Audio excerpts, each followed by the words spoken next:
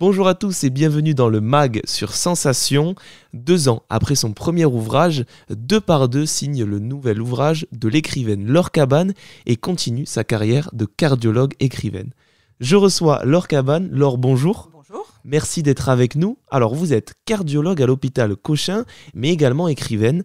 Et vous avez sorti en juin dernier un nouveau polar qui s'intitule Deux par deux aux éditions Courrier du Livre. Alors, pourquoi avoir titré votre livre Deux par deux? Alors, je l'ai titré Deux par deux. C'est tout simple parce que je parle d'histoires de couple.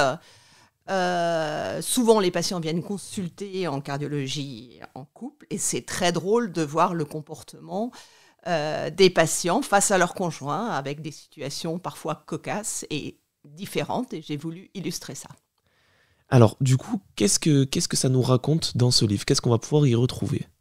Alors, dans ce livre, plusieurs choses. Mon expérience de prise en charge de couple. Deuxièmement, dans mon hôpital, ce dernier est l'hôpital de proximité de la prison de la santé et nous avons souvent des prisonniers amenés pour des examens à l'hôpital. Et je raconte une prise d'otage. C'est déjà arrivé pour de vrai une fois il y a de nombreuses années. Et je vois le comportement des patients face au danger et il s'ensuit toute une situation de stress des uns, de prise en charge des autres, et puis quelque chose qui devient un peu thriller par la suite.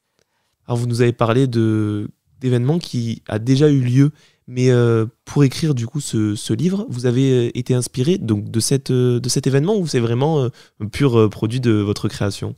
Alors non, je vois souvent des patients venant de la santé, empruntant des chemins un peu différents pour pas qu'il y ait de fuite et que des tentatives d'évasion puissent se faire. Donc ça, on le côtoie pas tous les jours, mais une bonne fois par semaine, on a des prisonniers qui viennent faire un examen, se faire soigner.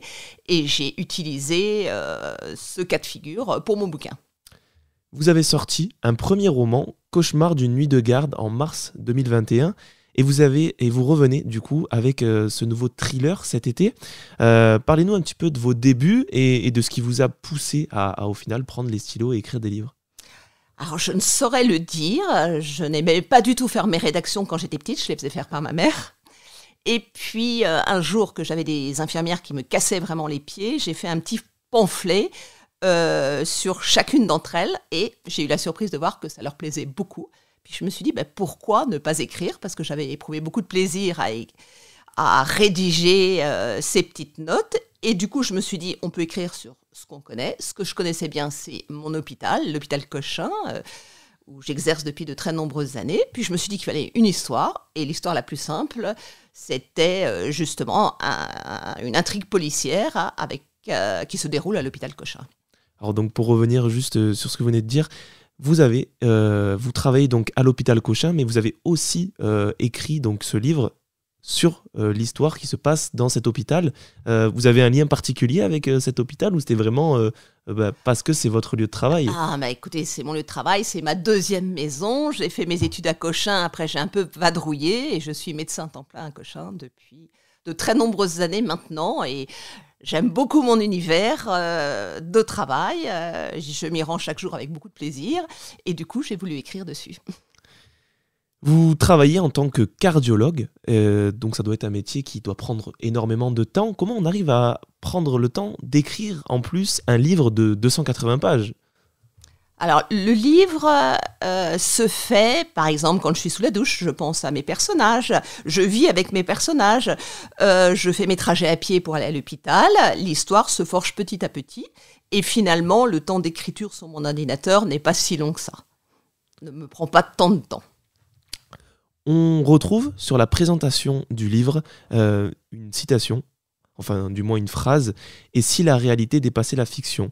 Qu'est-ce que vous entendez par là? Alors, tout d'abord, cette phrase ne vient pas de moi, mais de la maison d'édition. Et on a du mal à imaginer qu'une prise d'otage puisse avoir lieu à l'hôpital. Et comme ça s'est déjà produit une fois, c'est quelque chose qui est tout à fait envisageable. Et je pense que ce que la personne qui a fait la 4e de couverture a voulu marquer, ou le petit commentaire, c'est des choses qui paraissent, enfin des situations qui paraissent inenvisageables, peuvent parfois se produire dans des circonstances auxquelles on n'aurait pas imaginé une seconde qu'elles puissent se produire. Pourquoi vouloir écrire un thriller? Il y a énormément de types différents de bouquins. On a les romans fantastiques, on a les BD. Pourquoi un thriller particulièrement? Alors, le fantastique, c'est pas mon truc, déjà. Écrire un roman un peu à l'eau de rose, c'est pas mon truc non plus. Et à chaque fois, je me suis dit, il me faut une histoire. Et puis, ce qui me venait à l'esprit, c'était plutôt dans le genre thriller ou polar. C'est une volonté pour vous aussi d'écrire sur le monde du médical? Parce que du coup, vous parlez donc dans votre livre à l'hôpital, comme enfin, qui reprend un peu votre métier aussi de l'histoire avec la cardiologie. Est-ce que c'est une volonté de vouloir écrire sur le monde de l'hôpital? Non, mais comme c'est mon univers quotidien, j'ai beaucoup de choses à dire. D'ailleurs, je suis sur un 3e livre qui se passe en partie à l'hôpital Cochin et en partie dans le monde musical que j'aime beaucoup, la musique classique, au sein d'un orchestre. Mais c'est juste parce que c'est un univers que je connais bien. Et dans mon 3e bouquin, étant donné que je prends très fréquemment en charge des femmes en difficulté de procréer qui ont des problèmes cardiovasculaires et pour qui la vie devient un enfer. Dans mon 3e bouquin, j'ai envie de parler de ça. Donc, je trouve que l'hôpital me fournit beaucoup de sujets de réflexion. Donc, dans celui dont on parle aujourd'hui, c'était plutôt les histoires de couple. Je veux dire, le conjoint, comment prend-il la maladie de son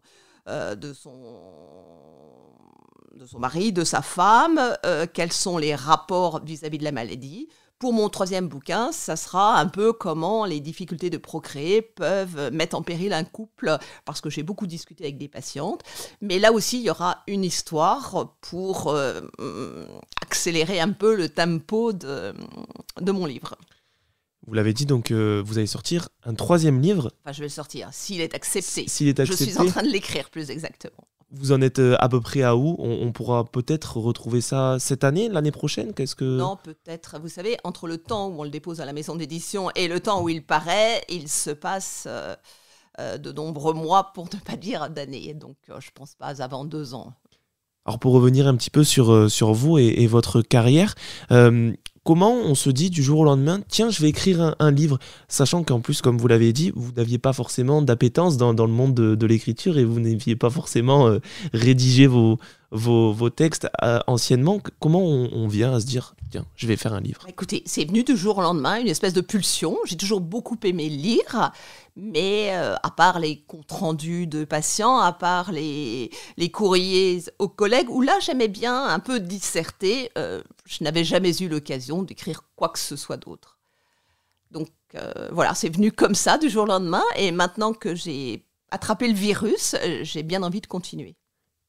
Est-ce que ça sera toujours des thrillers dans vos prochaines éditions? Parce que je suppose que vous avez prévu un 3e. Si on peut, on veut toujours en écrire plus, si on a le temps et le pouvoir. Est-ce que vous comptez vous diversifier un petit peu ou toujours rester... Oui, non, je compte me diversifier un petit peu.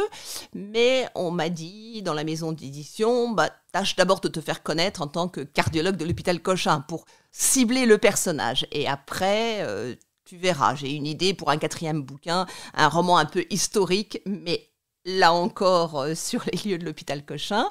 Et puis après, pourquoi pas me diversifier. Mais moi, ce que je pense, c'est qu'on ne peut pas écrire sur un sujet qu'on ne connaît pas. Et moi, ma vie professionnelle, c'est l'hôpital. Et un milieu que je connais bien et en plus que j'aime beaucoup.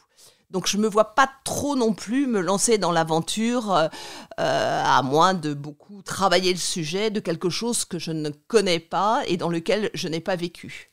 Après, l'écriture, c'est aussi beaucoup de créativité, n'est-ce pas? Ouais. On essaye d'imaginer des histoires qui, au final, on peut en fait partir d'un endroit à un autre sans forcément au final se dire au début, tiens, je vais aller vers là.